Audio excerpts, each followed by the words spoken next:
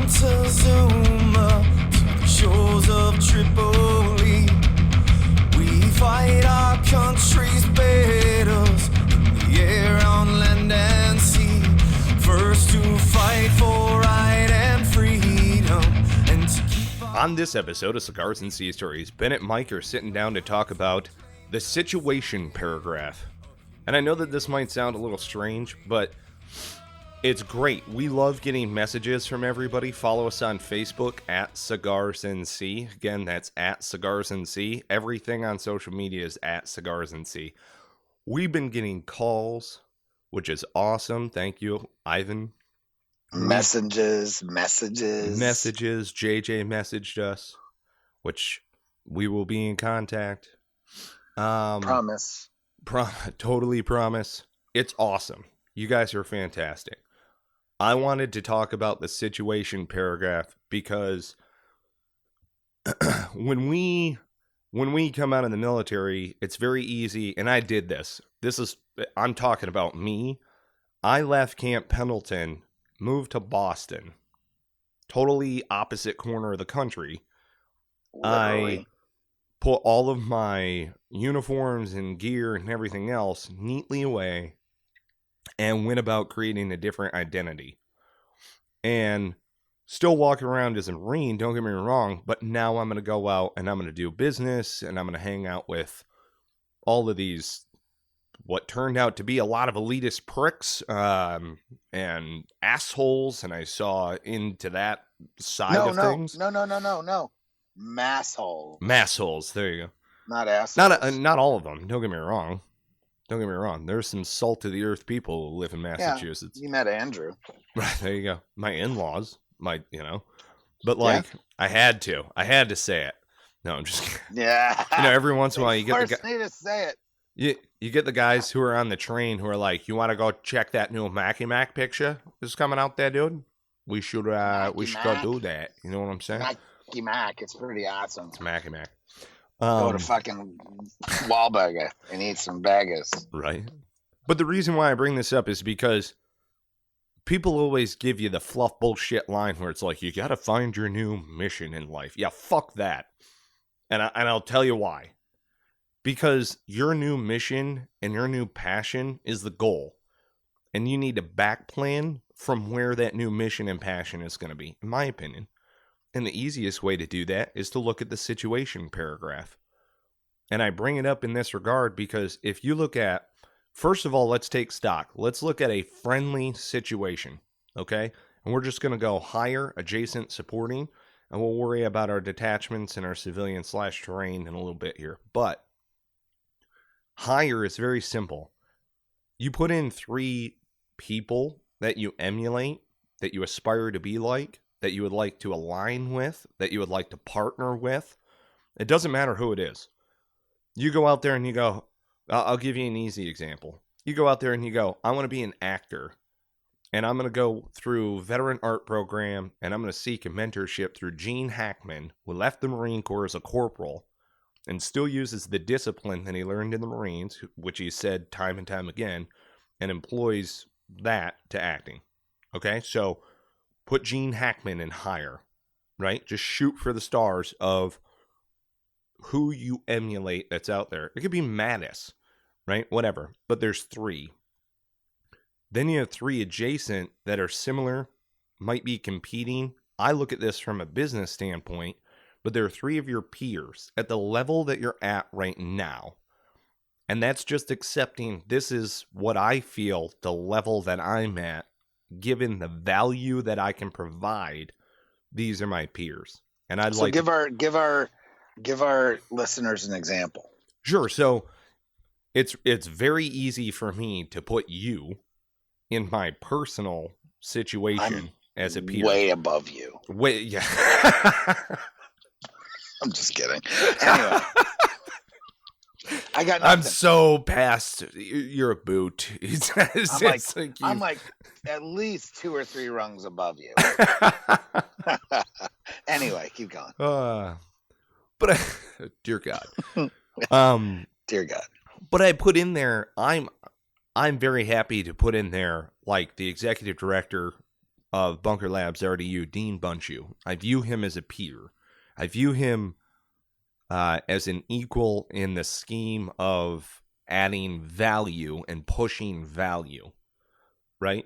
As an adjacent... Yeah, and what you guys are trying to do, right, as adjacent units, for sure. Absolutely. And you could, in a... we're not direct competitors in anything that we do. However, we're competitive in nature in a positive way. So, like, we have, and I love this about our relationship, it's almost like a competition to give the other person really good news. Yeah, like, how many times do we call each other in a week? And literally, it's like, dude, here's what just happened. Yes. This is freaking awesome. Yes. This is freaking awesome. Come with me. Right. You know, that kind of thing. So it's almost like I'm motivated by the ability to find things of value, whether it's apps, programs, systems, networks of people that we can get into or whatever. I'm almost motivated by the ability to just make that happen and then bring everybody in my circle with me, because it makes me feel good. Yeah. And it adds you know what I mean? So much value. Massive value. Because then it's not about you, it's about the team. It's about us. It's about everybody getting ahead. And that's honestly why we in our little circles have been so successful in the last 2 years, is because of those systems. Well, and it, in my opinion, it's an enabling thing, because if you share in the similar values, right? Let's say, for instance, as your team that you're working with, you might be different-minded people. I've challenged the audience countless times before. Don't find close-minded people, like-minded people. Don't do it. Find close-hearted people who share in similar values. It's correct. It's the values is different than the way that people think, right? Necessarily. Well, and what I needed to realize that I did not initially realize is that all of us came from different walks of life. We saw through our similar values what was going on. We wanted to do something about it, stepped onto the yellow footprints, earned the Eagle, Globe, and Anchor. And I mean, how many Marines did you disagree with? Hello, your time in the Marine Corps. And yet, you know, when a fight breaks out, you of course have their back. Like, that doesn't matter that we were disagreeing. Most of them. But at the end of the day, you're all brothers and sisters, because we share in that value system, and that gives us license to disagree. It's similar with very close-knit families, if you have a really close-knit family. So when you leave the military, for me, it was, I needed to go find the crazy ones, right? Being an entrepreneur, all of these other things, fast forward, EBV was great. What was your saying at EBV? Remember, you said something, but I left here a veteran. Yeah, I came here a Marine, but I left a veteran.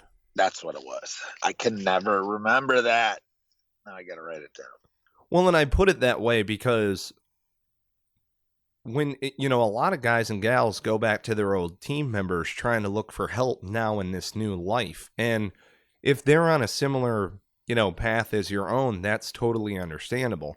But you might have a buddy who is 03, who got out, who's now working IT, and, how the hell is he supposed to help you in this new mission, right? So what I'm trying to say is, in the situation paragraph, what you are actually highlighting, right? And I'm still on friendly because, well, okay, in the situation paragraph, you're doing... give a quick thing though. What are you talking about? Overarching 5-paragraph business plan? No, I'm talking about taking an operations order outlook, like a 5-paragraph order outlook on where you want to go when you leave the military. But I don't want you... So not necessarily in a business plan, just as a way to plan your life. Right. Because here's the thing. And this is a little bit of the motivation, right? Here's the thing that I didn't necessarily understand. I honestly believed the running and gunning, all the good years were behind me. All of these other great experiences were behind me. And I was feeling very wayward, especially post EBV, because I love the Institute of Veterans and Military Families. I love all of their programs. What I mean is that it felt like I was kind of cast back out to the winds, like I had re-transitioned back out of the military. And the point being... Yeah, I do know what you mean. Yeah, so then Bunker Labs has provided that landing zone for me where I'm finding the other, it's that same crowd, the crazy ones. We're coming together on a collective mission, and that collective mission is entrepreneurship. Okay, but I said before, you got a back plan, right? What your mission is going to be. Now, here, in my opinion, is the absolute golden nugget. All right? When I first sat down, doing the 5-paragraph business plan was the first thing that I had in mind. I originally put the enemy as competition. And I've said this to you time and time again. It didn't work. Like, I tried 7 or 8 different variants. Case. It's not. The enemy is the need that someone has for your good product or service. It is the problem opportunity statement if you're talking business terminology. If you're talking life, it's still a problem opportunity statement that you're putting into that column, right? There is something else that is fucked up in this world that you have the ability through your strength base, your skills, knowledge, attitude, and the value that you possess and can put into that situation. There is a really messed up situation happening somewhere else where your strength base will add value to that situation, whatever it is. And so the point being is, now that you have a new need that somebody else has, you can highlight that need the same way that you highlighted the enemy. So it's one of those things that and you and I have talked about this extensively, but I want to put this concept, because you're breaching it a little bit now. I want to put this concept out to our listeners and especially other entrepreneurs that are veterans and whatnot. Your enemy is not your competition. Your enemy is not the guy sitting to your left or your right. Your enemy is the problem that we have to go out and fix, or the product that frankly, the enemy is your customers to an extent. To an extent, yes. Right. So it's not your enemy is not your competition. I want to make that perfectly clear. Right. Well, then, and too often in business, that's what businesses focus on, is what everyone else is doing and how can we beat them. That's not what you need to do. You need to beat the market. You need to be at the top of the market. You're not going to do that by knocking your competition down a peg. You're going to do that by being better than them. So that has nothing to do with breaking them down. It's got to do with building you up. Right. I just want to put that out there, especially in the veteran community. Well, okay. So you're highlighting all of the amazing things that anybody, in my opinion, who has served in any capacity and studied any counterinsurgency, which is all that we do now, frankly. Right. You can grasp this, okay? Because I'm just going to use a couple of our baseline terms here. You're trying to win the hearts and minds of a local population while weeding out a select type of individual who has known tells and giveaways that you need to go and address. And how you add value to that known individual, you can go up and you can try to establish some sort of communication and dialogue to determine he or she is said shithead, Or how you add value as a grunt is putting around through the tee box and eliminating that cancer out of the population, thus allowing everybody else to go on about their day, right? So if you look at it in almost a patrol-like sense, right, and you go to analyze the enemy, in business, in my opinion, it's very simple. You do a salute report. And you're talking about the market, but you're talking about the customer's demand and how the market is pulling you. Because the competition being within yourself is actually to calm down all of the other noise and focus on your intel gathering and your strategy based upon the intelligence and the resources that you have. And that's why I talk to people about friendly situation first. And then if you do higher adjacent supporting, it's a matrix of 9, right? And supporting elements are the 3 people that you can rely on most. But then when you talk about your attachments and detachments, that's your competitive advantage. When you're talking about like the civil terrain conditions, that's your specific location and what you need to take into account from an intelligence perspective. Then you get into the enemy situation and start analyzing things. And then it becomes much easier. Now, I get it. That's kind of moving things out of order within the situation paragraph, depending on how you like to attack things. You might be doing like a MET-T TSL. That totally works. I have... So on cigarsandseastories.com/5P, you can download the whole 5-paragraph business plan template in a Word document. You just punch in your info and it automatically downloads. I've also got MET-T TSL, warning order, Frago. Like when we have clients or any other business meetings that are going on, I just do a quick Frago. I've got a template that I'm working on for all of you folks also in Excel, where I've put together the entire op order plus the correct, business terminology where it goes, as well as a couple of those little italicized, jog or get the juices flowing on this topic, so to speak. But I'm putting it into an Excel sheet so that it's much easier to just kind of like go through and fill out. And I have multiple Fragos and different clients and different folks that I work with. But salute, size, activity, location, uniform, time, and equipment.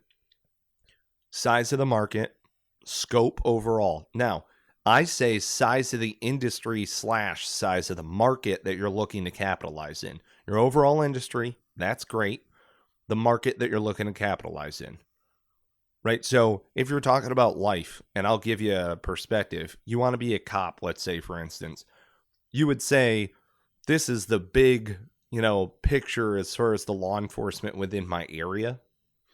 And this is where I am looking to specifically make entry as a police officer, but then expand outside of that, let's say, for instance. And that goes later on into an exploitation plan if you're tracking. But then you've got activity. So let's just bounce back to business type stuff. Activity in a market. When do people, shop? What are the overall trends? So on and so forth. Location. Where do they shop? Maybe you have an online business. Any given location for a customer that can go and get your product, essentially, in a business term. Uniform is your ideal customer. That is your avatar for who you would like to address as far as the value that you are providing in addressing their problem. So it's like this person is having the problem. That's the person that you care most about and why you live. That's your purpose, essentially, is for that individual. And then the time that individual, needs your value in a business sense, it's when they shop. And then the equipment that's necessary in order to shop. Or it's the equipment that's necessary in order to provide based upon what you're doing. So if you have a brick and mortar location, you're going to need, whatever, like coffee machines and kegs and stuff like that, whatever you're going to do for your business. If you're Amazon, your customer needs the ability to get online right? You, of course, need to put everything online, and I get that, and the equipment that's necessary to serve your customer, right? But that is a basic salute on an enemy. And again, it's centered on the problem opportunity statement. That is the essence and the core of why you're now on that mission.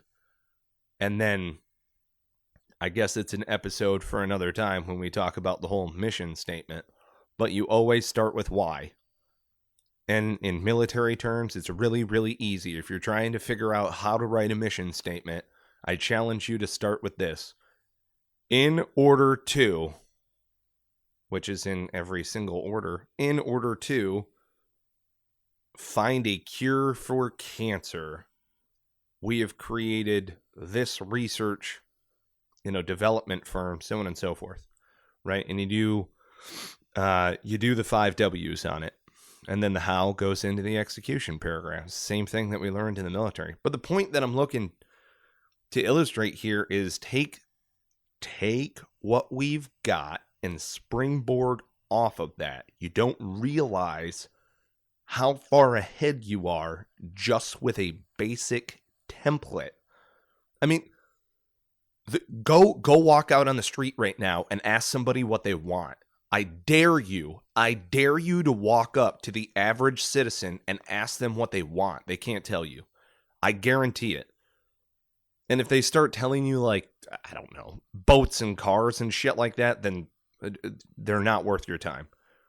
If you had 6 months to live right now and you would quit your job to spend, I mean, I get it. You want to spend more time with your family. We're in a different spectrum. If I had 6 months to live, I would double down on my mission because that's how much I care about it. And yeah, I would definitely spend time with my family. But the point, I want sunshine and rainbows. Yeah, there you go. But we're having these conversations, and really it's not the mission statement that folks are hung up on. They need that understanding that there's a new enemy. You need a new enemy. Find your new enemy, in my opinion. So let me ask you a question. So let's say we have a guy who is like a private that's never really fully he has an idea of what the 5-paragraph order is, but he might not have actually written one or whatever. Or let's say we have an Army private. Mm-hmm. Even though that's not necessarily our audience, there are plenty of them in our audience. Mm-hmm. Okay. Yeah, absolutely. So what do these folks, this is just kind of a basic question. Where do these folks go to get a better idea of what a 5-paragraph order actually is in its original form? You know what I'm saying? I'm glad that you asked. Have we ever talked about that? Really? We haven't. And that's why I'm asking the question. Absolutely. No, I'm glad that you asked. You go to cigarsandseaseries.com/5P. In that Word document, I have multiple resources that I cited in proper collegiate bibliographic sense. And all of the resources that you need from the Marine Corps on warfighting and from TRADOC, the Army Training Doctrine Command, what have you. Yep. All of those resources are in there, as well as a citation for Syracuse University's Institute of Veterans Military Family. Well, it's not Syracuse's, but for IVMFs at that Syracuse location where I went, I got the nuts and bolts of great business plans. I've got the most updated one when I did it. They do a consortium every year from across their massive network. And I took that document and put it into the 5-paragraph order structure, which I said, I will talk about you folks all day because I love. I'm wearing my EBV polo right now. Right. Well, just because 2 years ago when you introduced me to this whole concept, right? Mm-hmm. I had already been out of the military since, for let's see, we met in 2014. So Jesus, 3 years ago. Mm-hmm. Actually, it'll be 3 years ago in like a month, Right. a month or two.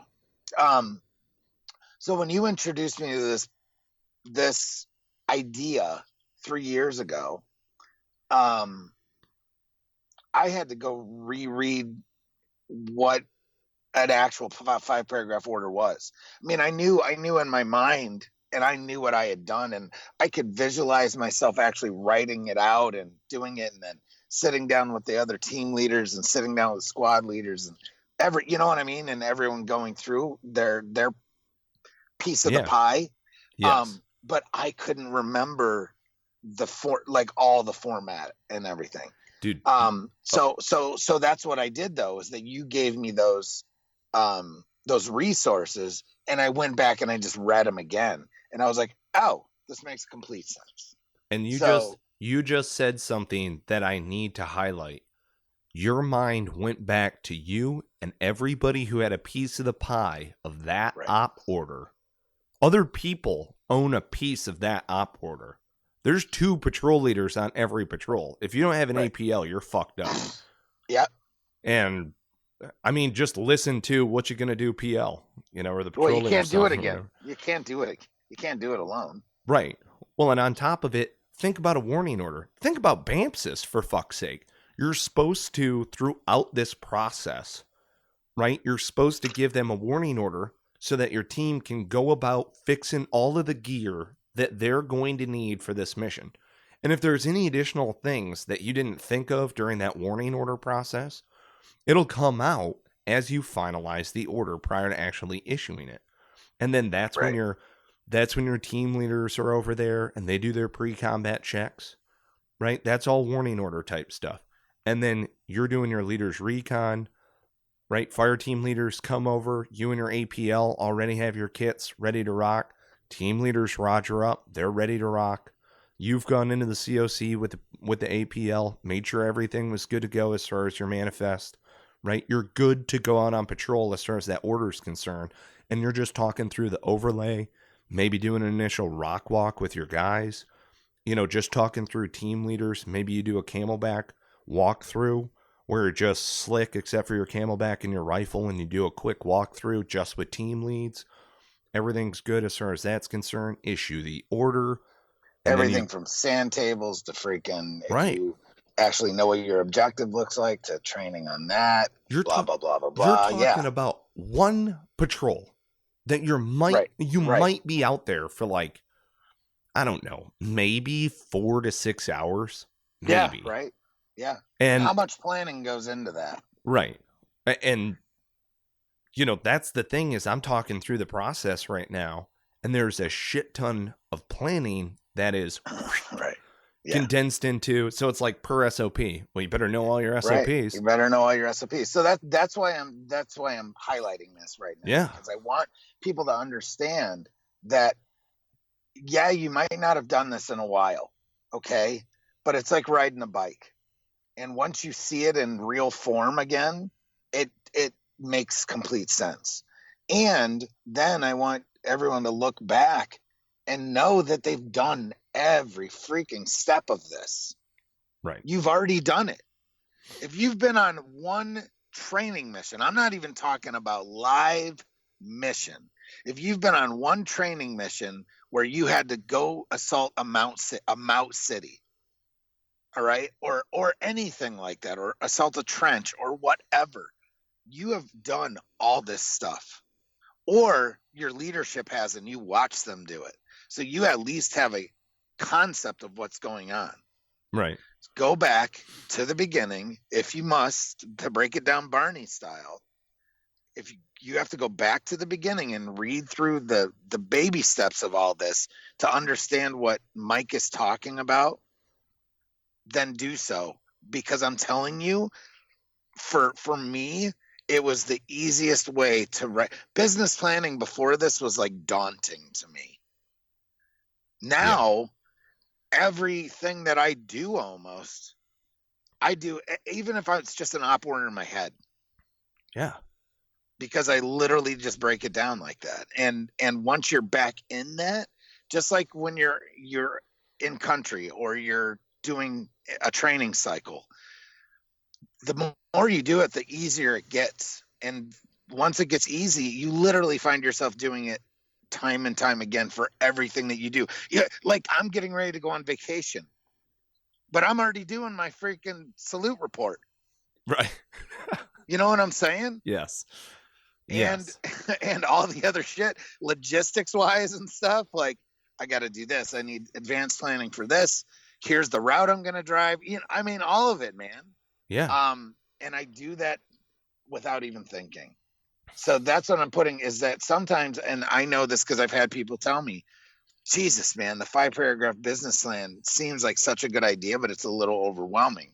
And that's because you've detached yourself from it for a while. Once you get literally, and it literally only take you an hour. Yeah. Go read through the material and you're done. You're like, oh shit, okay. Well, and civilians. And then mm-hmm. Yeah, well, because they're coming from zero. It's like teaching somebody how to shoot. Yes. If they've never shot a gun, it's easier to teach them to shoot than somebody that has been hunting their whole life. Yes. You know what I mean? It's the same kind of thing. So civilians, this concept is really easy to teach the civilians. Yes. Surprisingly. So anyway, I don't want to take, you know, all that. I just want, I like to break it down, Barney, for a lot of people. So go check it out at our website, and the resources are there. Yes. So go check it out. Seriously, it will shed light on all this stuff that we're talking about, and you'll be like, oh, well, no shit. So there you go. Yeah. Well, and here's the thing that a lot of folks don't necessarily understand. Let's say from a civilian perspective, there are plenty of business plans that are out there, refined annually. Some of these business plan programs that are out there. This 5-paragraph planning method has been refined also, but it is an action-oriented methodology that has been honed over 240 years of men and women with limited resources and overall desire to achieve success, mission-oriented, empowered out in the field. It does not trickle down from a general to the lowly private to go and do something. That's not how this works. NCOs, non-commissioned officers, are the backbone of the military. We all know this operations order, and if you don't, you're wrong. I mean, that's just the hard, fast truth. If you're an NCO and you don't know the op order, you're wrong. You're wrong. You've been cheated by yourself. Yeah, absolutely. You know, yeah, you've been cheated by yourself in your leadership. Yes. Somebody fucked you along the way, and you're going to need to remediate. Wow, I haven't said remediate in years. Yeah, and you know what? I don't care what MOS you are, because I know cooks that Yes. went on missions in Iraq. And they need to know the flow of the order. Correct. Now, here's the thing in wrapping things up. You've got a problem opportunity statement that's in front of you. You potentially have a large scope and then an individual scope of where you would like to address a need, a problem opportunity, a new enemy that you would like to crush. You have your friendly, higher adjacent supporting, 3 individuals in each one, because we're talking life plan, not necessarily business plan. But you have a matrix of 9 individuals, 3 that you aspire to, 3 that are your peers, 3 that are your supporting elements. And then you yourself have attachments and detachments that you would consider as a competitive advantage in your own corner that add to your value. And of course, you understand where you're going. You have some sort of intelligence that you've started to gather as far as the scope of the people that you're looking to help and where you're looking to put in value. Now, here's the challenge. ML COA, MP COA, MD COA. The enemy's most likely course of action. What will happen if you do nothing? It's just, here's the likely course of action if the problem persists, whatever it winds up being. Here's the most probable course of action if I add value into this situation. I truly believe that if I add value into this situation, based upon my strength-based skills, knowledge, attitude, it will probably wind up going like this. You're visualizing where it's going to go. the worst case scenario ever. So in a business term, you expand way beyond your infrastructure and then collapse on yourself. You run out of capital, great product, poor management team, whatever. But you put in worst case scenario. You fly down to Peru to help individuals build greenhouses because you have a passion for helping, I don't know, rural farmers, whatever, in different countries. Cool. Deadliest course of action, everything could just collapse. You guys get eaten by jaguar, I don't know, whatever. But it is the absolute worst case scenario. We do this in every order. In the Marine Corps, we do this in every single order. We talk about how the enemy could possibly devastate us and kill every last one of us. It's the MD COA in every single order. We accept it, then you get the mission statement. That is literally how the Marine Corps does it. That's how I gave every order. This is the worst possible shit that could happen to us. You know, and it's like, cool. Everybody's got to hold all questions to the end. I get that. But then you roll straight into your mission statement and you're like, here's how that's not going to happen. We're going to go downrange and slay bodies, whatever the mission may be. It's definitely not going to be a presence patrol. That shit doesn't exist. You know, we're going to go out and you're going to have a task and purpose for your fucking mission. You know, not just, we're going to go screen in the Ville so that people see us. No, you're going to go hunt and kill the enemy. So what are you going to do? You're not just going to show up in Peru and be like, we're here. Hey guys, what's up? We look good. How's it going? You're going to do something. You're going to actively do something. And that is the mission statement unto itself. Why are you going to do it? And then all the things that you're looking to do. And then the execution paragraph is how you're going to do it. And I mean, that might be a 2-part episode.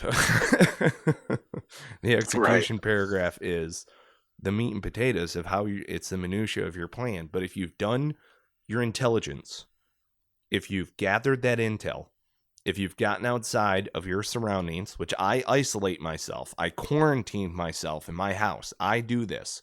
This is why initially I was so happy that Bennett wanted to do a podcast when we were walking around in Atlanta, which Bennett's another generation Marine who wound up going in the Army, right? The different generations coming together through this new mission that we have seen, and we all met through EBV. So that was where we came together, right? And ambitious people find each other. Like if you're ambitious and you're just looking to add value to the world, in my opinion, you can do no wrong aside from adding value to people who don't deserve it. And that is determining your own values and your own self-worth and all of those other things, which that's frankly up to you as an individual to figure out what your true values are. You know what I mean? Which then after that, it's like, okay, I figured out that I want to be on this mission. And there is veteran there. I guarantee that if you find a problem opportunity statement that you are passionate about, a need that you want to crush in the world, I guarantee there are already veterans in that element or in some sort of segment within that mission that you can align with, that you can partner with in some regard. Absolutely. And that's the thing. So it's like, you know, you haven't necessarily locked on everything that you're going to do, and that's okay. But at least this gives you some sort of early stage structure to your vision. You got to kick at, like, no matter what, you pass boot camp, you go through a lot of these other different things, whether it's SOI, either house, ITB, MCT, you are set up for success in a lot of different ways. And a lot of the different methodologies, just baseline, just fundamental baseline stuff, right? And whenever I talk to people, I talk about highest billet, highest ability to train. What are your highest certifications as an instructor, if you've got any? A lot of corporals don't know what an OMPF is. Because they didn't fill out a fit rep, they just don't know what your official military personnel file is. They have their service record book.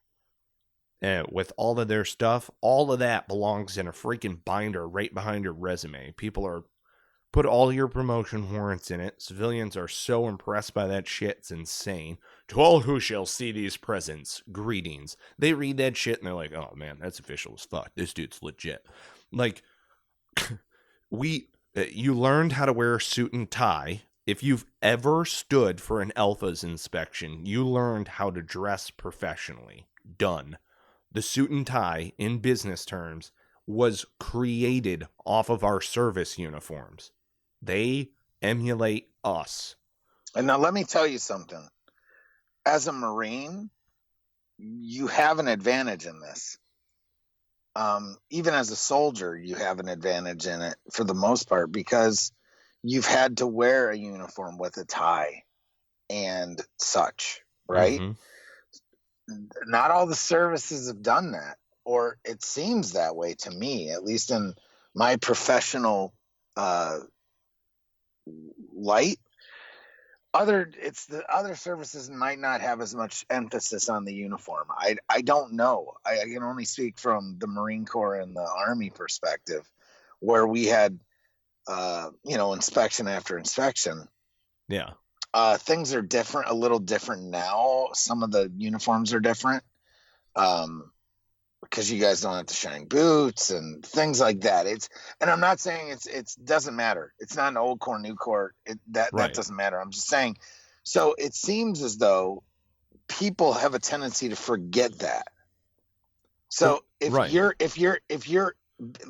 just say you're a listener right now and you've been out for a little while. Just remember, you guys remember this shit. Just remember how it pertains to you going out on a job interview or something of the sort, or going to a business meeting or going to a networking function. Just remember where you came from, and everything that you need, you already know. You just have to remember it. Oh, yeah. Because I deal with veterans every day that have totally forgotten where they came from. And as soon as I remind them of it, it's like a light bulb goes off, bro. I've seen it time and time again. Yeah. It's like they've been co-opted by the idea that they're not a veteran or that they're not in the military anymore. Right. And that's fine, because it's true, you're not. But at the end of the day, you are a veteran, and you always will be. Nothing can ever take that away.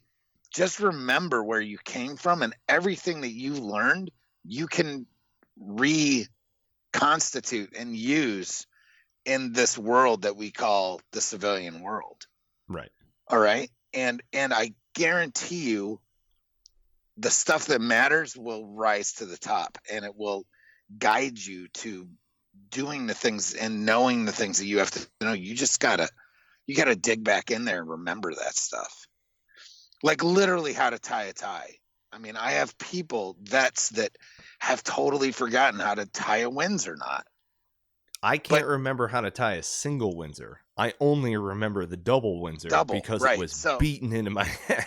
Right. So, but in turn, what I'm saying is that we might not think it does, but that stuff matters on the outside.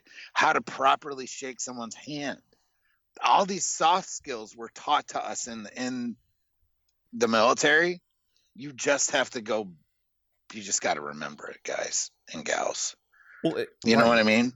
Well, and it's like this. This is what I offer, okay? You see somebody who comes out of college. Let's say, for instance, they are, we'll use frat boy, right? Well, or collegiate athlete, right? Somewhere along those lines. Who is, right? Not everybody who's a frat boy or a collegiate athlete, who is just constantly there. Just like all they care about is their alma mater. They're always all about alma mater, everything, blah, blah, blah. It might be a great school. They might have learned great things, and they might apply those things all of the time. It's just annoying as shit, that they care about their alma mater. I'm that guy about the Marine Corps. Only I express how I'm like the guy from Harvard. right? Because that's the way that I look at the education in a basic. Don't worry about the other people. So often we get wrapped up like, oh yeah, my leader. That's not even what I'm talking about. Oh yeah, my immediate, superior or whatever. I'm not talking about that. That's not what I'm saying. What I'm saying is that the baseline understanding of how the Marine Corps gets shit done. We have the smallest operating arm. I won't even call it a branch, right? We'll just say 200,000 for easy math. We're all over the globe in every climb and place, and yet we have the ability to get shit done very efficiently, very effectively, even though there are some bad characters and stuff. I definitely encountered them. But the point being is that the basic shit that's necessary to be a Marine is like heads and shoulders above what anybody else learns. As far as just appearance and professionalism, acting right, manners, being polite, being professional, having a plan to kill everyone you meet. I mean, right, like, well, it's what's funny is I look at the Marine Corps. All right, so we're by far the smallest service. I mean, well, the Air Force is pretty damn small too, but at the end of the day, the Marine Corps, here's the thing. So we're really small. We have to overcome and adapt to every situation because we don't have the budget that the other services have. We don't have the gear that the Army has. You know what I mean?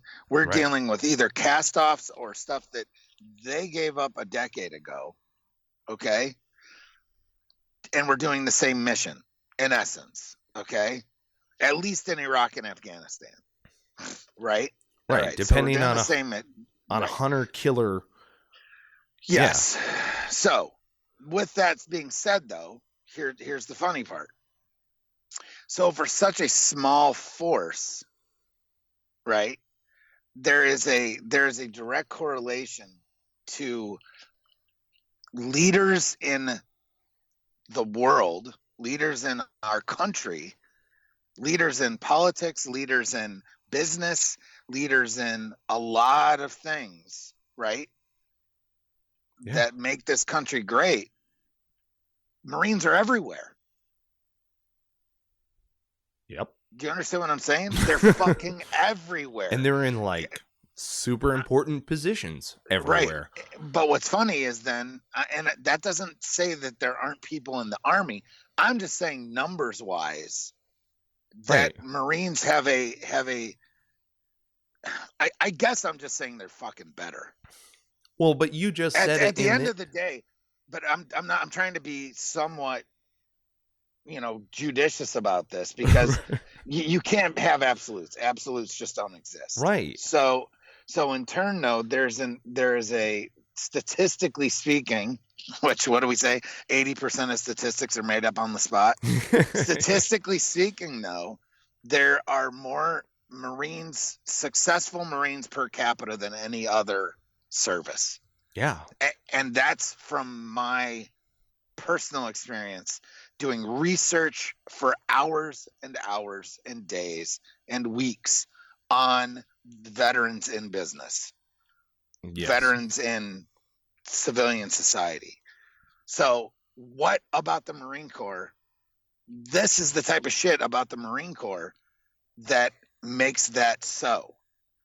There's certain things that are just taught innately to junior Marines that aren't taught to junior folks in other services. Correct. Period. So as people ask me, what's better, the Marines or the Army? So that's a loaded question, number one. And number two, I say all in all, the Marine Corps is better in the way they do business. That's what I say. That's my answer. Because I can't make a correlation between the way they fight because they fight differently. They're trained to fight differently. Right. The Marines have always been trained to fight at a disadvantage, where the Army is trained to fight at an advantage, period. That's doctrine. Can't go back on it. Right. I mean, like platoon sergeants in the Army are taught to fight they don't attack certain elements unless absolutely necessary. They don't attack certain elements until they bring up more folks. So a platoon is not going to attack, or like a squad is not going to attack a position with an automatic machine gun, with a machine gun emplacement.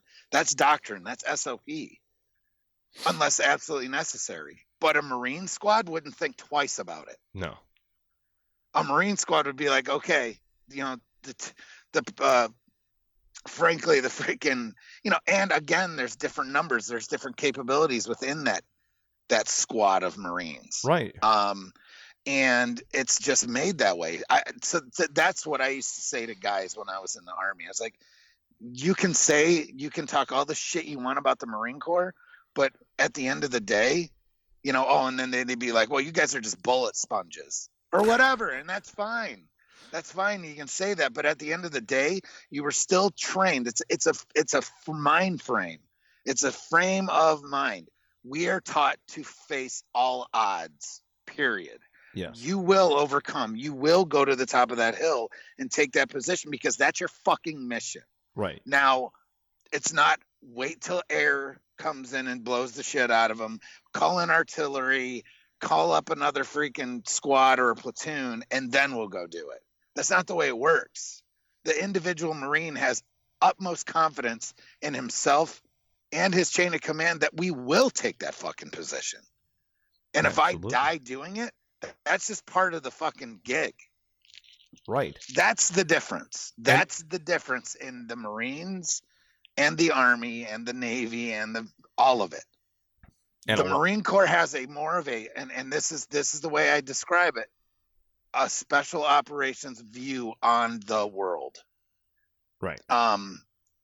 Period. Because special operations works in small units. It's the very same mind frame between Rangers. And so if I were to take a Ranger, I would mainly put them, the average Marine rifleman, maybe not with all the leadership training, but when it comes to actual boots on the ground training, is almost up to par with the regular Ranger. That's not necessarily completely true, and I'll catch a lot of flack from a lot of Rangers for that. Well, it's just, and that's fine. But you know what? How many Rangers went through Marine Corps training? So that's what I'm saying. So all I'm saying is that I'm not trying to. It's still, at the end of the day, it's comparing apples and oranges. right. You just can't really do it. And that's the thing, though, is that it's based upon their mission. They each saw a different need that they wanted to address, hence why they went for that mission.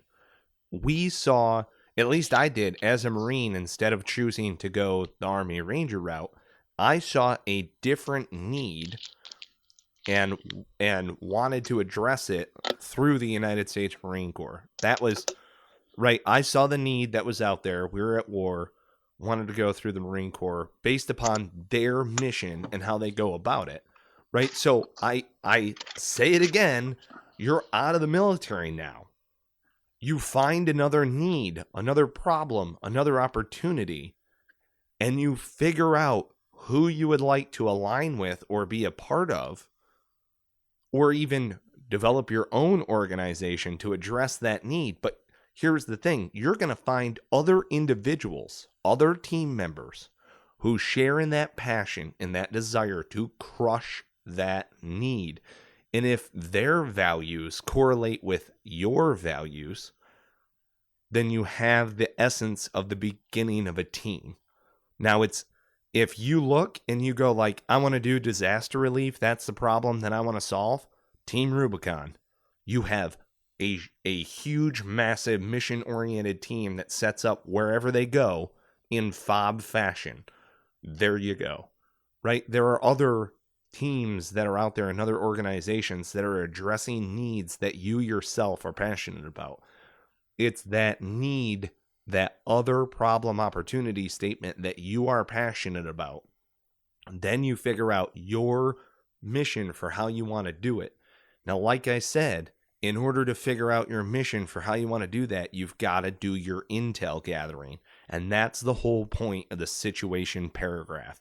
In business, it's market research. In life, it's just going out there and figuring out where your allies essentially are in this new problem opportunity that you have pointed yourself towards. Again, without writing your mission statement yet, because you don't necessarily know which mission is a good fit for you.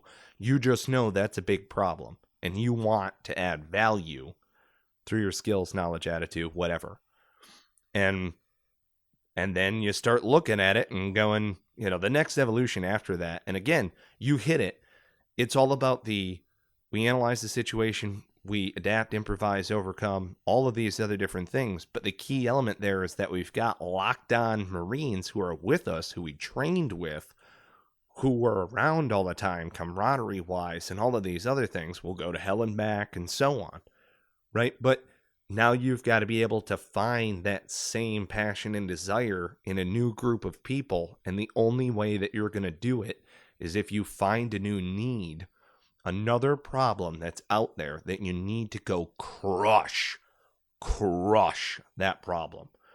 And frankly, for us, it's anybody who's isolated, angry, and, anxious, depressed, quarantined. You've decided, fuck Civ Div, all of this other bullshit. And it's like, I would rather just hang out around fellow jarheads smoking and joking. That's the need that we want to crush. We're gonna crush it. We're not going away. We're not going anywhere. We're just gonna keep, here we are. We're your constant. Ticking away. I mean, that's the thing. If you haven't noticed, we don't have pre-rolls and mid-rolls. If you haven't noticed, we don't do all of these other different pop-up things. This is ours. Us. Multifaceted. Us. All of us. You're welcome to join. Right. Please, please, come hang out with us. I love how it's like I get asked all the time, like, why aren't you guys... I don't know if the question is, why aren't you guys bigger than you are, or why don't you have more this and that? And like, people are like, well, how you doing with that? And I'm like, we're doing great with this and that. And the other thing is like, are you making any money? And I'm like, well, not really. I mean, one of those things is this is a mission that we went on. I mean, the end game is to enrich everything. But I said our intent was to get as big as we can in an organic fashion, and we've more than succeeded in that. And that's you guys. Right. That's you sharing and being like, hey, these guys are good. We're not trying to sell you anything. We're looking to partner with other folks and do all sorts of different stuff. For God's sakes, like, we have some guests. It's like one of those things, like, we put guests on that are like snake eaters, for the way to describe it. Like dudes that have done like they've got stories that like they write books and make movies about. But then we're like, so what was boot camp like, dude? Right. Because none of us give a fuck. I mean, we do. That's cool. But we care more about what's going on with you and how your experiences helped you get to where you're at. Yeah. I don't care about what you did. I don't care about how many kills you have or how many. I mean, that's cool. And again, thank you for your service. But how are you implementing what you've learned to add value to the world? There you go. And you know what? Most of that didn't come from what happened over there. It happened from you learned those lessons. It's how you implement those lessons. Hell yes. That's what it's about. And it's not about the money for us. Otherwise, trust me, we could be making a lot more than we are. I mean, we don't even sell T-shirts, bro. Right? I mean, we don't have any of that. You know how many times? I mean, obviously, I'm talking to the audience. How many times I get asked, where do I buy a T-shirt? Where do I buy a mug? Where can I get some swag? I'm like, man, that's just not what we do. That's not saying that we won't do it. And we had at one point offered a run of T-shirts, but that's it. That's what we do. We'll offer it in limited time, limited supply, and it's not really to make money. We're just trying to give you guys what you want. But sometimes, we're stingy about that stuff. So, because again, we don't want it to be that's not our focus. That's not who we are. We're not a apparel company. We don't want to be. Now we'll partner with an apparel company and offer you some cool swag probably at some point. But again, it's not going to be like, is there a Cigars and Sea Stories store? Not yet. Right. In the works. Yeah. But again, we're not in a hurry per se to make it happen, partially because we want to do it right. But a lot of it's just because that's not our mission. Because our situation has been analyzed, and this is the need. All the time. This. And, huge thank you to our sponsors, Heroes Media Group. They help us out by doing the editing on the show, as well as a lot of the distribution. Go ahead, check out their podcast. They've got a lot of fellow veteran-led podcasts. Lots of them. Very cool. Very cool podcast. Very cool people. We run a discount code with veteranslist.us. Our discount code's Cigars and C. It's always like our social media handle at Cigars and C. But yeah, our discount code for veteranslist.us, if you want to get a 50% off, half off a featured membership, you can do that using discount code Cigars and C. And again, that's because we've aligned with veteranslist.us. Like to talk because with fellow veteran business owners. Good work. Right. Well, and we've had basically Rick and Will on the show. Angie's List. Basically like Angie's List, but for veteran owned companies. So what's the value exchange there, you might ask? Oh, well, you're making money off your customer. Whoa, hold on. They have the ability to put us in connection with 185,000 veteran business owners who are adding value to the world. Do you want to hear their stories? So that, right? You know what I mean? Like, great, you run $100 million a year company, but you started as a shithead 19-year-old boot. So tell us your story. Right. And then, we've got LifeFlip Media, who's working PR. That's Eric Mitchell's firm. It's storytelling, not story yelling. It's veteran-focused tactical PR. Right? So that's in the mix. It's fantastic. We've got Spartan Media. That's a fellow Marine 03. Jeremy and his team created cigarsandseastories.com, the website, what you're seeing. So it's like, well, and the other thing too is you want introductions to any of these fine folks? You're looking to add value to the world through your own actions? By all means, get in touch with us. We'll shoot some intros. And that's what we do. This is a multi-faced, this is all of us just smoking and joking and talking about some of these different things that have worked and we're seeing success, and let's go together. Like, we're not assholes and trying to be malicious. At least I don't think so. So no, and I promise I'll lead from the front. Yeah, there you go. I'm not going to ask you to do anything that I haven't done or that, I'm not doing myself. So, we're in the house calling for support element came in. We're like in the house, like, hey, security element, like you know what I mean? That, that feeling, like that sense of urgency when you're the assault team and you're like, support needs to come in. Otherwise I can't get to second deck. And that little, like, get the fuck in here so that I can keep this flow. And you're already, 1 and 2 are rolling up the stairs. They're like, like I hear these motherfuckers upstairs. Right. Support me in security titan. So I can keep going. Yes. I'm going to slay bodies when I get up this bitch. Grenade! And it's hey, do I have an Overwatch element that's like can see shit through the windows? Because if I do, you motherfuckers better be slaying bodies. Right. That's it. 308 hate. Hell yes. Fuck. See, that's that sense of urgency.